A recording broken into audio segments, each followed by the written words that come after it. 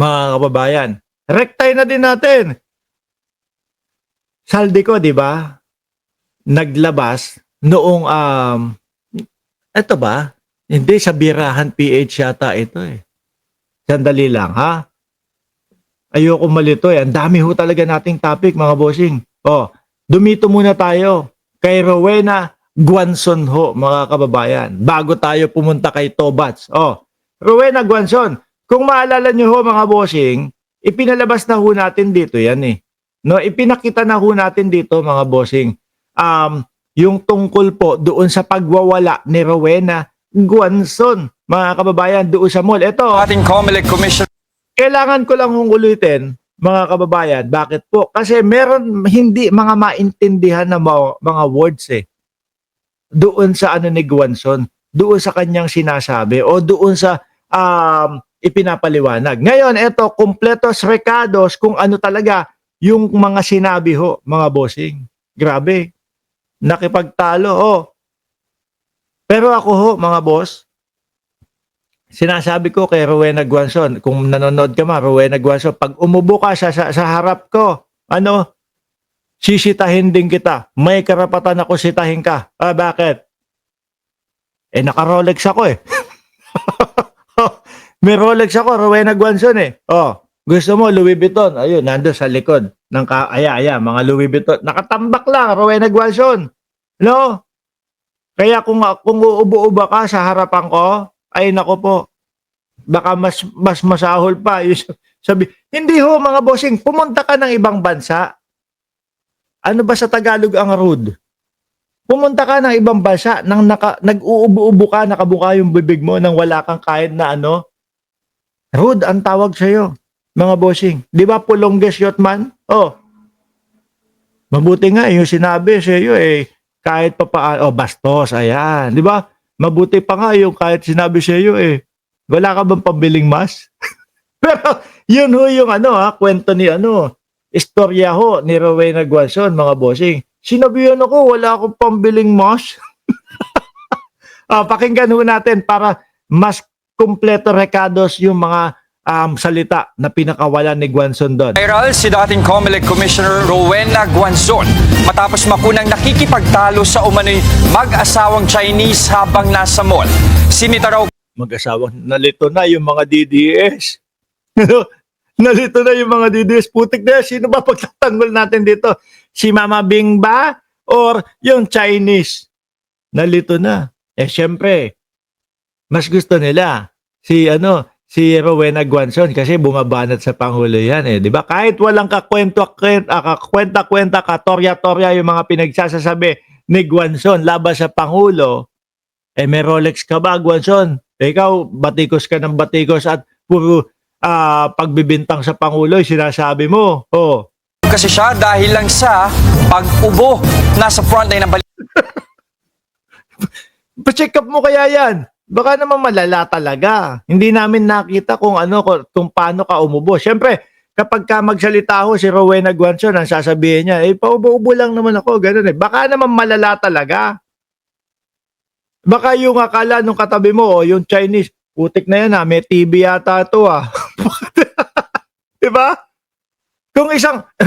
Kung gumanon lang, dalawang ganun, siguro naman hindi masisitaw yun. Pero yung ubo ka na ng ubo doon, tama nga naman yung sinabi. No, ito po yung sinabi. Balitang yan, si Reniel Pawi. If you are sick, madam, if you are sick, you don't go out to the mall. Tama naman, di ba? If you are sick, don't go to the mall. Nung pandemya pa yun Oh. Di po ba? Nung pandemya, para hindi ka makahawa. Yun ang tawag doon, Rowena Guanzon, ay respeto sa kapwa para hindi ka makahawa. Dito nga ho, mga boss no? Sinasabi doon sa mga eskwelahan. Sinasabi sa mga eskwelahan, kapag ka ang inyong anak may sintomas ng ubo, pagsipon, huwag nyo nang papasukin. No, para respeto mo yun doon sa ibang mga classmates niya. Oh, respeto mo yun doon sa ibang mga kamag-aral nila para hindi mahawa. Bakit to? Kasi kapag ka nahawa yun, mga bossing, sa Pilipinas, okay lang. Kasi bakit po? meron titingin at titingin kapag ka nagkasakit yung bata eh. Pero kapag ka ho dito, mga bossing, no, busy yung mga magulang. Pagka nagkasakit ang isang bata dito, lahat apektado. Hindi papasok sa eskwelahan, hindi pwedeng pumasok yung mga magulang kasi kailangan magbantay. Isa sa kanila, apektado lahat, mga kababayan. Why are you here when you're sick? Nanggagalaiti sa galit si dating COMELEC Commissioner Rowena Guanzon habang kausap ang umano'y Chinese na mag-asawa sa loob ng isang mall sa Makati kagabi. Makikita rin na dinuduro-duro ng abogado Oh, ganun siya, no? Pero mas tumanim ho sa utak ng mamamayang Pilipino. Wala ka nga Rolex. ang lalaki habang hinihingi ang pangalan nito. Sabi niya, mata pobre.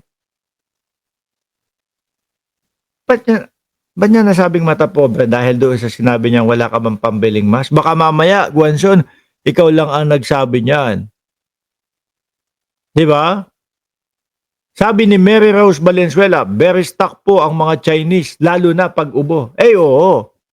Di ba? Doon nga sa kanila, tapos na yung COVID eh. Pero mga nakamas pa nga din ho eh. Di ba, mga kababayan? Hindi ka nga naka-Rolex!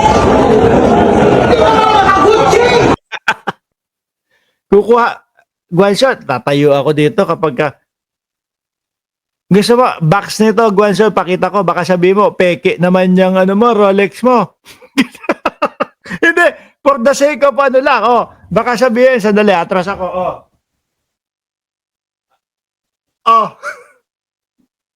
Sandali, hindi na ako aalis, no? Ibang klase. So ngayon, kung makita ko si Guanzon at uubo-ubo sa harap ko, oy, umalis ka nga dito, huwag kang ubo dito, baka mamaya mahawahan mo pa kami. Pagka tinanong ako, naka-Rolex ka ba?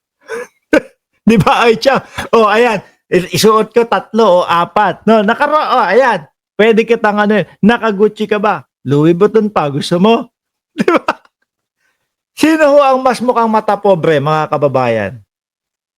Yung nagsabi na, kung totoo ho kung totoo na talagang sinabi nung Chinese na wala ka bang pambiling mask? Kasi kadalasan mga kababayan, meron nagdadagdag na lang ng storya, nagdadagdag na lang ng kwento para maging biktima Sila yung magpiling victim di ba? Ako ba pinili mo? No, I want your name! Jensen! Get his name! Sa isang Facebook video, Papaliwanag na ho si Rowena Guanzon, mga bossing. No, ay hindi, wag na ito.